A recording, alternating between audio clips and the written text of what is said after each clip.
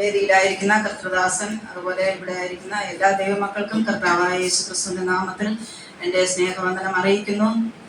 104-ാമത്തെ സങ്കീർത്തനമാണ് നാം ഇവിടെ വായിച്ചു കേട്ടത്. വളരെ അനുഗ്രഹിക്കപ്പെട്ട, വളരെ വിശാലമായ 35 വാക്യങ്ങൾ അടങ്ങിയ ഒരു സങ്കീർത്തനമാണ് ഇന്ന് പകൽക്കാലം നാം വായിച്ചത്. ഈ സങ്കീർത്തനത്തിൽ ആരെഴുതിയിരിക്കുന്നതെന്ന് അവിടെ വ്യക്തമാക്കുന്നില്ല, എങ്കിലും ദാവീദ് എഴുതിയതാണെന്ന് നമുക്ക് മനസ്സിലാക്കുവാൻ സാധിക്കും. ദാവീദ് എഴുതിയതാണെന്ന് മനസ്സിലാക്കുവാൻ ഉള്ള കാരണം 103-ാമത്തെ സങ്കീർത്തനം എഴുതിയത് ദാവീദാണ്. അതിനു മുമ്പ് കഴിഞ്ഞ ആഴ്ച നമ്മൾ വായിച്ച സങ്കീർത്തനം എഴുതിയത് ദാവീദാണ്. ആ ദാവീദിന്റെ സങ്കീർത്തനത്തിൽ അതിന്റെ ആദ്യത്തെ വാക്യത്തിൽ പറയുന്നു, എൻ മനമേ യഹോവയെ വാഴ്ത്തുക, എൻ മനമേ യഹോവയെ വാഴ്ത്തുക. 103-ാം സങ്കീർത്തനത്തിന്റെ അവസാനത്തെ വാക്യത്തിലും കാണുന്നു, എൻ മനമേ യഹോവയെ വാഴ്ത്തുക. അതുപോലെ ഇന്ന് വായിച്ച 104-ാമത്തെ സങ്കീർത്തനത്തിലും അതിന്റെ ആരംഭവാക്യത്തിലും കാണുന്നു, എൻ മനമേ യഹോവയെ വാഴ്ത്തുക. അവസാനത്തെ വാക്യമായ 35-ാമത്തെ വാക്യത്തിലും കാണുന്നു, എൻ മനമേ യഹോവയെ വാഴ്ത്തുക. അപ്പോൾ ഇതെല്ലാം കൊണ്ട് നമുക്ക് മനസ്സിലാകും ഈ സങ്കീർത്തനം എഴുതിയതും ദാവീദാണെന്ന് നമുക്ക് മനസ്സിലാകും. കാരണം അതിലുള്ള അതേ വാക്കുകളും അതേ ആശയവുമാണ് ഇതിലും വന്നിരിക്കുന്നത്. അതുകൊണ്ട് ദാവീദാണ് 104-ാം സങ്കീർത്തനം എഴുതിയതെന്ന് നമുക്ക് മനസ്സിലാക്കുവാനായിട്ട് സാധിക്കുന്നു.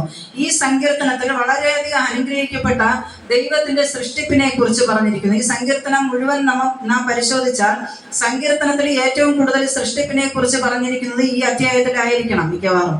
അതിന്റെ 1 മുതൽ അവസാനം എത്തുന്നത് വരെയുള്ള ഭാഗങ്ങൾ നാം പരിശോധിച്ചാലും ദൈവത്തിന്റെ മഹത്വത്തെ, ദൈവത്തിന്റെ സൃഷ്ടിപ്പിന്റെ മഹത്വത്തെ ഒക്കെ വെളിപ്പെടുത്തുന്നതായിട്ട് നമുക്ക് കാണുവാൻ സാധിക്കുന്നു. ദൈവത്തിന്റെ സ്വഭാവം അനുസരിച്ച്, ദൈവത്തെ അല്ലെങ്കിൽ ദൈവത്തിന്റെ ആ പ്രകൃതം അനുസരിച്ച് ഈ സങ്കീർത്തനത്തിൽ ദൈവത്തെ 4ആയി തിരിച്ചിരിക്കുന്നു.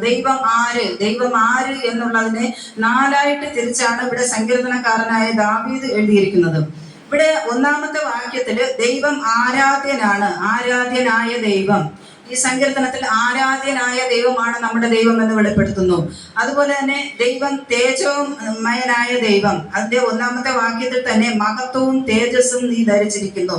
അപ്പോൾ ദൈവം തേജോമയനായ ദൈവമാണ്. 3-ാമത് ദൈവം സൃഷ്ടിതാവാണ്. അത് ഈ അധ്യായത്തിലുള്ള എല്ലാ വാക്യങ്ങളും പരിശോധിച്ചാൽ ദൈവം സൃഷ്ടിതാവാണെന്ന് നമുക്ക് കാണുവാൻ കഴിയുന്നു. ദൈവം മനുഷ്യനെ മാത്രമല്ല സൃഷ്ടിച്ചത്, ഈ ഭൂമിയിൽ, ഈ ലോകത്തിൽ എന്തൊക്കെ ഉണ്ടോ എല്ലാം സൃഷ്ടിച്ചത് ദൈവമാണ്. അപ്പോൾ ദൈവം സൃഷ്ടിതാവ് എന്ന് നമുക്ക് കാണുവാൻ കഴിയുന്നു. അതുപോലെ തന്നെ ഈ സങ്കീർത്തനത്തിൽ നമുക്ക് കാണുവാൻ കഴിയുന്നു, സകല ജഡത്തിനും ആഹാരം കൊടുക്കുന്നവരാണ് ദൈവം. ഹല്ലേലൂയ. അപ്പോൾ ഈ 4 പ്രകൃതങ്ങളാണ്, ദൈവത്തിന്റെ 4 പ്രകൃതങ്ങളാണ് ഈ സങ്കീർത്തനത്തിൽ പ്രധാനമായിട്ടും നമുക്ക് കാണുവാൻ കഴിയുന്നത്. 1-ാമത്തത് ദൈവം ആരാധ്യനാണ്, 2-ാമത്തത് ദൈവം തേജോമയനാണ്, 3-ാമത് ദൈവം സൃഷ്ടിതാവാണ്, 4-ാമത് ദൈവം സകല ജഡത്തിനും ആഹാരം കൊടുക്കുന്നവരാണ്. ഹല്ലേലൂയ. അങ്ങനെ 4 പ്രധാനപ്പെട്ട ദൈവത്തിന്റെ ഘടകങ്ങളാണ് ഈ സങ്കീർത്തനത്തിൽ നമുക്ക് കാണുവാൻ കഴിയുന്നത്. അതിന്റെ 1-ാമത്തെ വാക്യം നമുക്കൊന്ന് വായിക്കാം. എൻ മനമേ യഹോവയെ വാഴ്ത്തുക, എന്റെ ദൈവമായ യഹോവയെ നീ ഏറ്റവും വലിയവനും മഹത്വവും തേജസ്സും നീ ധരിച്ചിരിക്കുന്നു. എൻ മനമേ യഹോവയെ വാഴ്ത്തുക. ഇവിടെ കാണുന്നത് എൻ മനമേ, അതായത് എന്റെ ആത്മാവേ, എന്റെ മനസ്സേ, എന്റെ ആത്മാവേ യഹോവയെ വാഴ്ത്തുക. യഹോവയെ വാഴ്ത്തുവാൻ, യഹോവയെ സ്തുതിക്കുവാൻ, യഹോവയെ ആരാധിക്കുവാൻ അവൻ യോഗ്യനാണ്. ഹല്ലേലൂയ. ദൈവത്തെ ആരാധിക്കുവാൻ യോഗ്യനായതുകൊണ്ട് സങ്കീർത്തനക്കാരൻ പറയുന്നു, എൻ മനമേ യഹോവയെ വാഴ്ത്തുക, എൻ മനമേ യഹോവയെ വാഴ്ത്തുക. അതിന്റെ അവസാനത്തെ വാക്യത്തിൽ നമുക്കൊന്ന് വായിക്കാം, 35-ാമത്തെ വാക്യം. പാപികൾ ഭൂമിയിൽ നിന്ന് മുടിഞ്ഞു പോകട്ടെ, ദുഷ്ടന്മാരില്ലാതെയാകട്ടെ, എൻ മനമേ യഹോവയെ വാഴ്ത്തുക. അവിടെയും കാണുന്നു, എൻ മനമേ യഹോവയെ വാഴ്ത്തുക. അപ്പൊ ദൈവത്തിന്റെ ആരാധനയ്ക്ക് യോഗ്യനായ ദൈവത്തിന് വളരെയധികം പ്രാധാന്യം സങ്കീർത്തനക്കാരനായ ദാവീദ് ഇവിടെ കൊടുത്തിരിക്കുന്നു എന്ന് നമുക്ക് കാണുവാൻ കഴിയുന്നു. അപ്പൊ എൻ മനമേ യഹോവയെ വാഴ്ത്തുക. എന്തുകൊണ്ടാണ് യഹോവയെ വാഴ്ത്തേണ്ടത്? അതിന്റെ 1-ാമത്തെ വാക്യത്തിൽ തന്നെ നമുക്ക് കാണുവാൻ കഴിയുന്നു, എന്റെ ദൈവമായ യഹോവയെ നീ ഏറ്റവും വലിയവൻ, മഹത്വവും തേജസ്സും നീ ധരിച്ചിരിക്കുന്നു. ദൈവം ഏറ്റവും വലിയവനാണ്. എന്തുകൊണ്ട് ദൈവത്തെ ആരാധിക്കണം? ദൈവം ഏറ്റവും വലിയവനാണ്. ഈ ഭൂമിയിലുള്ള എല്ലാറ്റിനേക്കാളും രാജാക്കന്മാർക്കും മീതെ രാജാവാണ്. അവൻ ദേവാദി ദേവനാണ്, അവൻ കർത്താദി കർത്തനാണ്, ഈ ഭൂമിയുടെ സൃഷ്ടിതാവാണ്, ഈ പ്രപഞ്ചത്തെ ഉണ്ടാക്കിയതാണ്. അതുകൊണ്ട് ദൈവം വലിയവനാണ്, ഏറ്റവും വലിയവനാണ് ദൈവം. ദൈവത്തെ കവിഞ്ഞ് മറ്റൊന്നുമില്ല. അതുകൊണ്ട് നാം ദൈവത്തെ ആരാധിക്കണം, ദൈവത്തെ സ്തുതിക്കണം എന്നാണ് ഇവിടെ 104-ാമത്തെ സങ്കീർത്തനത്തിൽ കാണുവാനായിട്ട് കഴിയുന്നത്. അതിന്റെ 2-ാമത്തെ വാക്യം ഒന്ന് വായിക്കാം. വസ്ത്രം ധരിക്കും പോലെ നീ പ്രകാശത്തെ ധരിക്കുന്നു, തിരശീല പോലെ നീ ആകാശത്തെ വിരിക്കുന്നു. വസ്ത്രം ധരിക്കും പോലെ നീ പ്രകാശത്തെ ധരിക്കുന്നു, തിരശ്ശീല പോലെ നീ ആകാശത്തെ വിരിക്കുന്നു. ഇവിടെ പ്രകാശത്തെ ദൈവം ധരിക്കുന്നു എന്ന് കാണുന്നു. ദൈവം നമുക്കറിയാം, ഉൽപ്പത്തി പുസ്തകം 1-ാം അധ്യായം അതിന്റെ 3-ാമത്തെ വാക്യത്തിൽ കാണുന്നത്, ദൈവം വെളിച്ചത്തെ സൃഷ്ടിച്ചു. ആ സൃഷ്ടിപ്പിന്റെ ആദ്യത്തിൽ തന്നെ ദൈവം വെളിച്ചം സൃഷ്ടിച്ചു. അതുപോലെ തന്നെ യോഹന്നാൻ എഴുതിയ സുവിശേഷം 1-ാം അധ്യായം അതിന്റെ 3 മുതൽ 5, 6, 7 വാക്യങ്ങൾ കാണുന്നതും ദൈവം വെളിച്ചമായിരുന്നു, ദൈവം വെളിച്ചത്തെ സൃഷ്ടിച്ചതിനെ കുറിച്ച് അവിടെ കാണുവാനായിട്ട് കഴിയുന്നു. എന്നാൽ മനുഷ്യരായ ആൾക്കാര് വെളിച്ചങ്ങളെ ആരാധിക്കുമ്പോൾ, വെളിച്ചമായ സൂര്യനെയും ചന്ദ്രനെയും ആരാധിക്കുന്ന മനുഷ്യരുണ്ട്, അതിനെ ദൈവമായി കാണുന്നവരുണ്ട്. എന്നാൽ അവരുടെ ദൈവമായ സൂര്യനെയും ചന്ദ്രനെയും സൃഷ്ടിച്ചത് നമ്മുടെ ദൈവമാണ്. ഹല്ലേലൂയ. ആ സൂര്യനെ സൃഷ്ടിച്ചവനാണ് ദൈവം, ആ ചന്ദ്രനെ സൃഷ്ടിച്ചവനാണ് നമ്മുടെ ദൈവം. അതുപോലെ തന്നെ നക്ഷത്രങ്ങളെ സൃഷ്ടിച്ചവനാണ് ദൈവം. ആകാശ സൈന്യമായ സൂര്യനെയും ചന്ദ്രനെയും നക്ഷത്രങ്ങളെയും സൃഷ്ടിച്ച ദൈവത്തെയാണ് നാം സ്തുതിക്കേണ്ടത്. ഹല്ലേലൂയ. അതുകൊണ്ട് ആ സ്തുതി എന്ന് പറയുമ്പോൾ, ദൈവത്തിലുള്ള ആരാധന എന്ന് പറയുമ്പോൾ ഏറ്റവും വളരെ പ്രാധാന്യം അർഹിക്കുന്നതാണ്. അതാണ് സങ്കീർത്തനക്കാരൻ ഇവിടെ പറഞ്ഞിരിക്കുന്നത്. സങ്കീർത്തനക്കാരനായ ദാവീദിനെ കുറിച്ച് നമുക്കറിയാം. സങ്കീർത്തനക്കാരന് എങ്ങനെ ഈ ജ്ഞാനം കിട്ടിയെന്ന് അറിഞ്ഞുകൂടാ. അത്രയ്ക്കും അഗാധമായ ഒരു സങ്കീർത്തനമാണിത്. കാര്യം, ഭൂമിയുടെ സൃഷ്ടിപ്പിനെ കുറിച്ച് പറഞ്ഞിരിക്കുന്നുവെങ്കിൽ കാണുവാൻ കഴിയുന്നു.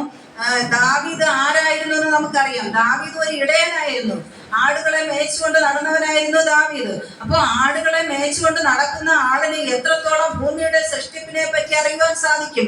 നമുക്ക് വിദ്യാഭ്യാസം ചെയ്യുന്നവർക്ക് പോലും ഇന്ന് നമ്മളിത് പഠിച്ചാണ് ഇതിനെ കുറിച്ച് അറിയുന്നത്.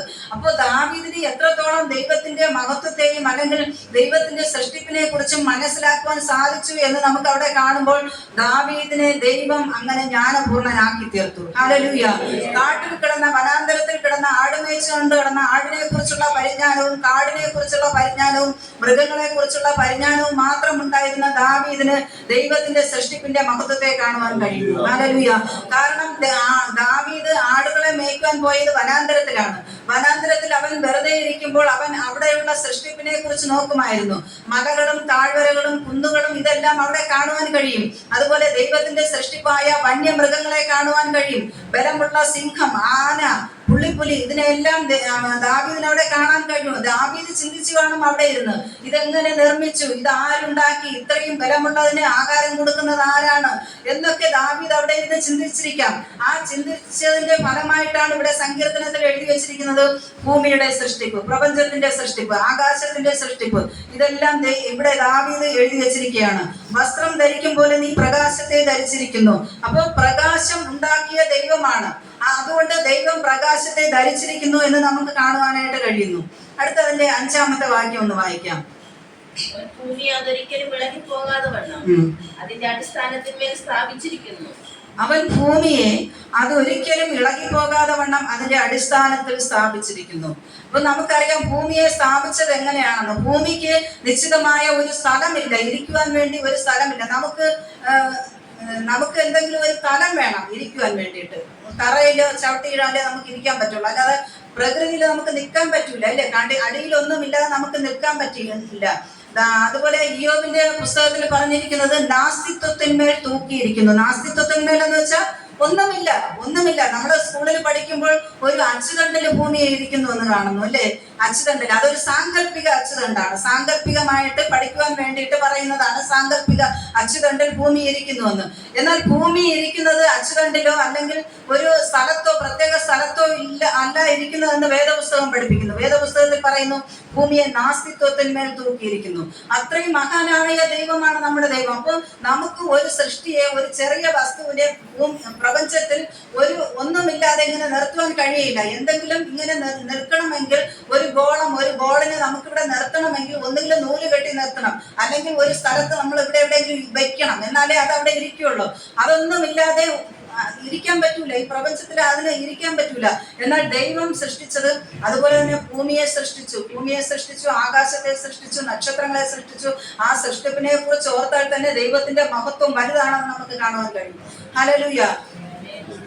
കാര്യം അവിടെ നമുക്ക് കാണുവാൻ കഴിയുന്നത് ഭൂമി കറങ്ങിക്കൊണ്ടിരിക്കുന്നു. ഞാൻ കഴിഞ്ഞ ക്ലാസ്സിൽ നമുക്ക് സൺഡേ സ്കൂൾ പഠിക്കാൻ ഉണ്ടായിരുന്നതല്ല.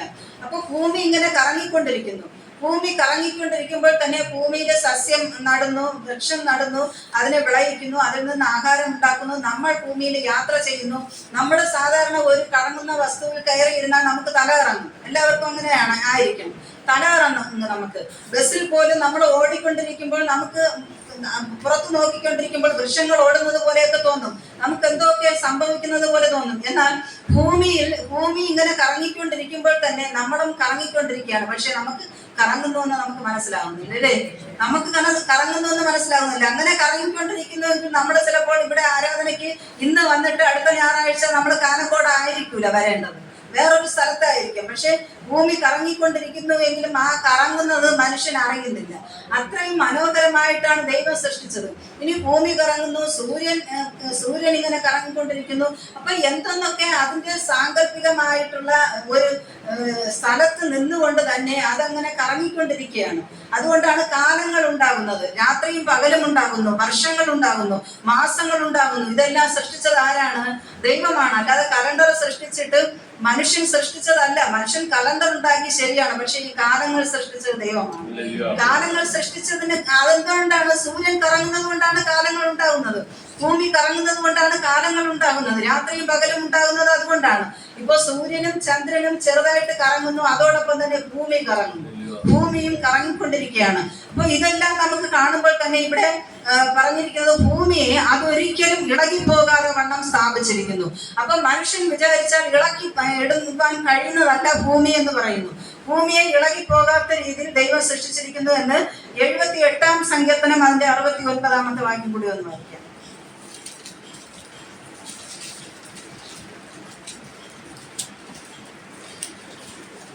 താൻ സദാകാലത്തേക്ക് സ്ഥാപിച്ചിരിക്കുന്ന ഭൂമിയെ പോലെയും സ്വർഗോന്നതകളെ പോലെയും അവിടെ കാണുന്നത് സദാകാലത്തേക്കും സൃഷ്ടിച്ചിരിക്കുന്ന ഭൂമി. കണ്ടോ?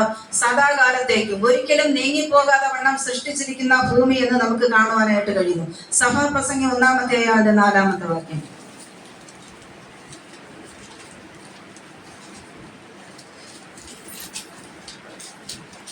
ഒരു തലമുറ പോകുന്നു, മറ്റൊരു തലമുറ വരുന്നു, ഭൂമിയോ എന്നേക്കും നിലനിൽക്കുന്നു. കണ്ടോ? അവിടെയും ഭൂമിയോ എന്നേക്കും നിലനിൽക്കുന്നു എന്ന് നമുക്ക് കാണുവാനായിട്ട് സാധിക്കുന്നു. അപ്പൊ ഭൂമിയെ ദൈവം സൃഷ്ടിച്ചത് നശിപ്പിക്കുവാനല്ല, ഇവിടെ ഭൂമിയെ സ്ഥിരമായി സ്ഥാപിച്ചത് ഭൂമി നിലനിൽക്കണം എന്ന ആഗ്രഹത്തോടു കൂടിയാണ് ദൈവം സ്ഥാപിച്ചതെന്ന് നമുക്ക് കാണുവാൻ കഴിയുന്നു. എന്നാൽ അങ്ങനെയുള്ള ദൈവം തന്നെ പിന്നീട് നമുക്ക് ചില വേദഭാഗങ്ങളിൽ കാണാൻ കഴിയുന്നു, ഭൂമി മാറിപ്പോകും, ഭൂമി നശിച്ചു പോകുമെന്നും നമുക്ക് കാണുവാൻ കഴിയുന്നു. 102-ാം സങ്കീർത്തനം 25-ഉം 26-ാമത്തെ വാക്യം ഒന്ന് വായിക്കാം. പൂർവ്വകാലത്ത് നീ ഭൂമിക്ക് അടിസ്ഥാനമിട്ടു, ആകാശം നിന്റെ കൈകളുടെ പ്രവൃത്തിയാകുന്നു, അവ നശിക്കും, നീയോ നിലനിൽക്കും. കണ്ട, അവ നശിക്കുമെന്ന് കാണുന്നു. അവിടെ കാണുന്നു ഭൂമി നശിക്കുമെന്ന്.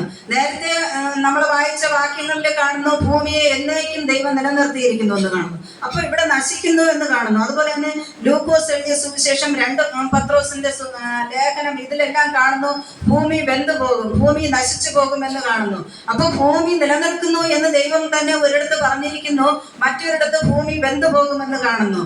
അപ്പൊ രണ്ടും ഒരു വിരോധാഭാസമല്ലേ? 2 സ്ഥലത്ത് 2 രീതിയിൽ എഴുതിയിരിക്കുന്നു. ഭൂമി നിൽക്കുമെന്ന് കാണുന്നു, ഭൂമി നശിച്ചു പോകുമെന്ന് കാണുന്നു. അതിന് കാരണം എന്തെന്ന് പറഞ്ഞാൽ ഭൂമി പാപം കൊണ്ട് നിറഞ്ഞു. ഇന്ന് നമുക്ക് കാണാം, പാപം കൊണ്ട് നിറഞ്ഞതാണ് നമ്മുടെ ഭൂമി. ഇന്ന് പത്രമാധ്യമങ്ങൾ വായിക്കുമ്പോൾ, ന്യൂസുകൾ കേൾക്കുമ്പോൾ, അയ്യോ, നമ്മുടെ അടുത്ത സ്ഥലങ്ങളിൽ പോലും നമുക്ക് ചിന്തിക്കുവാൻ കഴിയാത്ത കാര്യങ്ങളാണ് ഇപ്പോൾ ഓരോ ദിവസവും കേട്ടുകൊണ്ടിരിക്കുന്നത്. 2 വയസ്സായ കുഞ്ഞിന്റെ അമ്മയുടെ സഹോദരൻ എടുത്ത് കിണറ്റിട്ടിരിക്കുന്നു. ചിന്തിക്കാൻ പറ്റുമോ നമുക്ക്? കുഞ്ഞിനെ സംരക്ഷിക്കുവാനായി കടപ്പെട്ട ഒരാളാണ് ആ കുഞ്ഞിനെ കൊന്നത്. അതുപോലെ അതിന് കൂട്ടുനിന്നതാരാണ്? സ്വന്തം അമ്മയാണെന്ന് തോന്നുന്നു. അതിന് തെളിയുമ്പോൾ അറിയാം, സ്വന്തം അമ്മ കൂട്ടുനിന്നിരിക്കുന്നു കുഞ്ഞിനെ കൊല്ലുവാൻ വേണ്ടിയിട്ട്. അപ്പൊ ഇത്രയും ഭയങ്കരമായ സംഭവങ്ങൾ നടക്കുന്ന ഈ ലോകം പാപം കൊണ്ട് നിറഞ്ഞിരിക്കുന്നു. ദൈവം പാപമില്ലാതെ സൃഷ്ടിച്ച ലോകം പാപം കൊണ്ട് നിറഞ്ഞിരിക്കുന്നു. അതുകൊണ്ടാണ് ദൈവം നശിപ്പിക്കുവാൻ തീരുമാനിച്ചത്. ഹല്ലേലൂയ. ദൈവം ഭൂമിയെ നിലനിൽക്കുന്നതായി സൃഷ്ടിച്ചു. പക്ഷേ ഭൂമിയിലുള്ള ജനങ്ങൾ പാപം ചെയ്തതുകൊണ്ട് ഭൂമിയെ നശിപ്പിക്കുവാനും ദൈവം തീരുമാനിച്ചു.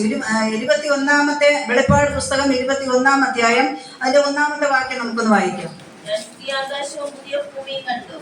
ഒന്നാമത്തെ ആകാശവും ഒന്നാമത്തെ ഭൂമിയും ഒഴിഞ്ഞുപോയി. ഒഴിഞ്ഞുപോയി. കണ്ട, അവിടെ കാണുന്നത് പുതിയ ആകാശവും പുതിയ ഭൂമിയും കണ്ടു. അപ്പോൾ ഭൂമിയെ എന്നേക്കും നിലനിൽക്കുന്നതായിട്ട് ദൈവം സ്ഥാപിച്ചു എങ്കിലും മനുഷ്യൻ പാപം ചെയ്തപ്പോൾ ഭൂമിയെ നശിപ്പിക്കുവാൻ തീരുമാനിച്ചു.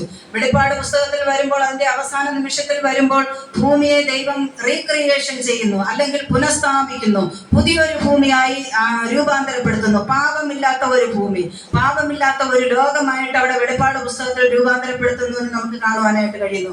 അതുകൊണ്ട് ഇവിടെ സങ്കീർത്തനക്കാരൻ കണ്ടോ, ഭൂമിയുടെ നിലനിൽപ്പ് പോലും എങ്ങനെയാണെന്ന് വെളിപ്പെടുത്തുന്നു. അത്രയും ജ്ഞാനവും പരിജ്ഞാനവും നിറഞ്ഞ ഒരു വ്യക്തിയായിരുന്നിരിക്കണം സങ്കീർത്തനക്കാരനായ ദാവീദ് എന്ന് നമുക്ക് കാണുവാനായിട്ട് കഴിയുന്നു. അതുപോലെ അതിന്റെ 21-ാമത്തെ വാക്യം നമുക്ക് വായിക്കാം. ബാലസിംഹങ്ങൾ ഇരയ്ക്കായി അലറുന്നു, അവ ദൈവത്തോട് തങ്ങളുടെ ആഹാരം ചോദിക്കുന്നു. സൂര്യൻ ഉദിക്കുമ്പോൾ അവ മടങ്ങുന്നു, തങ്ങളുടെ ഗുഹകളിൽ ചെന്ന് കിടക്കുന്നു. മനുഷ്യൻ തന്റെ പണിക്ക് പുറപ്പെടുന്നു, സന്ധ്യ വരെയുള്ള തന്റെ വേലയ്ക്കായി തന്നെ. മനുഷ്യൻ തന്റെ പണിക്കായി പുറപ്പെടുന്നു, സന്ധ്യ വരെയുള്ള തന്റെ വേലയ്ക്കായി തന്നെ. 23-ാമത്തെ വാക്യത്തിൽ മനുഷ്യൻ തന്റെ പണിക്ക് പുറപ്പെടുന്നു, സന്ധ്യ വരെയുള്ള തന്റെ വേലയ്ക്കായി തന്നെ. ഇവിടെ ഭൂമിയിലെ ദൈവം സകലവും മനുഷ്യന് കഴിക്കുവാനുള്ള ആഹാരവും എല്ലാം സൃഷ്ടിച്ചുവെങ്കിലും നിർമ്മിച്ചു എങ്കിലും മനുഷ്യൻ വേല ചെയ്യണമെന്നാണ് ദൈവം ആഗ്രഹിക്കുന്നത്. ഹല്ലേലൂയ. എല്ലാ മനുഷ്യരും വേല ചെയ്യണമെന്നാണ് ദൈവം ആഗ്രഹിക്കുന്നത്. അത് ആരായാലും, അതിന് സുവിശേഷ വേല ചെയ്യുന്നവരായാലും കുട്ടികളായാലും മുതിർന്നവരായാലും അവർക്ക് എന്താണോ വേല ചെയ്യേണ്ടത് ആ വേല ചെയ്യണമെന്ന് ദൈവം ആഗ്രഹിക്കുന്നു. ദൈവം ജോലി ചെയ്യുന്നതിനെ പ്രോത്സാഹിപ്പിക്കുന്നു എന്ന് നമുക്ക് കാണുവാനായിട്ട് സാധിക്കുന്നു. 2 തെസ്സലോനിക്കർക്ക് എഴുതിയ ലേഖനം 3-ാം അധ്യായം അതിന്റെ 11-ാമത്തെ വാക്യം വായിക്കാം. നിങ്ങളിൽ ചിലർ ഒട്ടും വേല ചെയ്യാതെ പരകാര്യം നോക്കി ക്രമം കെട്ട് നടക്കുന്നു. അവിടെ കണ്ട് വേല ചെയ്യാതെ, ഒട്ടും വേല ചെയ്യാതെ പരകാര്യം നോക്കി ക്രമം കെട്ട് നടക്കുന്നു. അപ്പൊ വേല ചെയ്യാത്തവരെ നിരുത്സാഹപ്പെടുത്തുന്നതാണ് നമ്മുടെ ദൈവം. വേല ചെയ്യുന്നതാണ് നല്ലത്, വേല ചെയ്യണം എന്ന് പറയുന്നതാണ്. അവിടെ വേല ചെയ്യാത്തവരെ പറയുന്നത് പരകാര്യം നോക്കി നടക്കുന്നു, മറ്റുള്ളവരുടെ കാര്യം അന്വേഷിച്ച് നടക്കുന്നു. അതുകൊണ്ട് വേല ചെയ്യണമെന്നാണ് ദൈവം പറയുന്നത്. ഉൽപ്പത്തി പുസ്തകത്തില് ദൈവം മനുഷ്യനെ സൃഷ്ടിച്ചു, ഏദൻ തോട്ടത്തെ ദൈവം സൃഷ്ടിച്ചു. തോട്ടത്തിൽ സകലവിധ വൃക്ഷങ്ങളും ഫലങ്ങളും സസ്യങ്ങളും എല്ലാം സൃഷ്ടിച്ചു. സൃഷ്ടിച്ചതിന് ശേഷം ദൈവം മനുഷ്യനെ സൃഷ്ടിച്ചു. മനുഷ്യനെ സൃഷ്ടിച്ചിട്ട് ദൈവം കൊണ്ടുവന്ന് തോട്ടത്തിലാക്കിയിട്ട് പറഞ്ഞു, നീ ഈ തോട്ടത്തിൽ വേല ചെയ്യണം, അതിനെ കാക്കണം. അപ്പം പാപം ലോകത്തിൽ പെരുകുന്നതിന് മുമ്പ് തന്നെ, പാപം ഭൂമിയിൽ ഉണ്ടാകുന്നതിന് മുമ്പ് തന്നെ ദൈവം മനുഷ്യനോട് പറഞ്ഞു, നീ വേല ചെയ്യണമെന്ന് പറഞ്ഞു, തോട്ടത്തിൽ വേല ചെയ്യണം. യഥാർത്ഥത്തിൽ ആദാമിനും ഹവ്വയ്ക്കും തിന്നാനുള്ള ആഹാരം അവിടെ ഉണ്ട്, ജോലി ചെയ്തില്ലെങ്കിലും അവിടെ കിട്ടും. അത്രയും ഫലഭൂഷ്ടമായ ഒരു തോട്ടമാണ് ദൈവം അവിടെ സൃഷ്ടിച്ചത്. പക്ഷെ എങ്കിലും ദൈവം പറഞ്ഞത്, ദൈവത്തിന്റെ കൽപ്പനയാണ് ജോലി ചെയ്യണമെന്ന്. വേല ചെയ്യണം, മനുഷ്യൻ വേല ചെയ്യണം. പരകാര്യം നോക്കി അങ്ങോട്ടും ഇങ്ങോട്ടും മറ്റുള്ളവരുടെ കാര്യം അന്വേഷിച്ച് നടക്കാതെ നമ്മൾ വേല ചെയ്യണം. അത് ഏത് വേലയായാലും, സുവിശേഷ വേല ചെയ്യുന്നവര് അതിന് ഉത്തരവാദിത്വത്തോടെ വേല ചെയ്യണം.